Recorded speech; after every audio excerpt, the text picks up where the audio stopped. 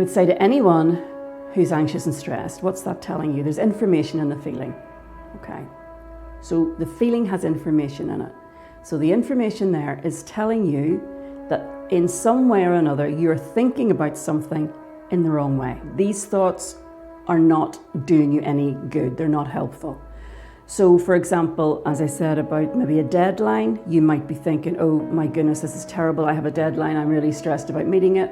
And I'd ask you to say, okay, sit calmly, take a few deep breaths and think, what's the worst thing that can happen about this? So what is it? Somebody might shout at you because you didn't meet it, or it'll be a day late, or a customer might get annoyed or whatever. Now, how often has this happened? How likely is it to happen? If it's not very likely, then I would say, why are you stressing over it? So instead of thinking about the worst case scenario all the time, try and look at it in a different way. You've got a deadline or there's something that you're stressed about.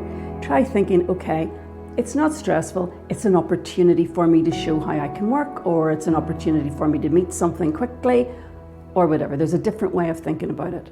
And so whenever you're calm and creative, you can actually think of things in a different way. You can think of a different solution around it. For example, I had one client lately who made a mistake, didn't order something that they had to order, so a job was delayed. The customer wasn't too pleased, but it was only delayed by a couple of days, so he was fine. But the client absolutely beat himself up over this and thought he was completely not good enough and terrible and had all these terrible thoughts and so on. So whenever I asked him to think about it in a different way, what does this error show him? And when he thought about it creatively, he was able to see that the error pointed up the fact that his procedure for ordering was incomplete. It wasn't trustworthy. So actually, because he had just a small error this time, he should actually be grateful for it because it showed him that there's a different way of doing something which would be more fail-safe, so therefore a bigger error wouldn't creep in later on. And when he realized that, actually, he was absolutely delighted and rushed home to rewrite all his procedures.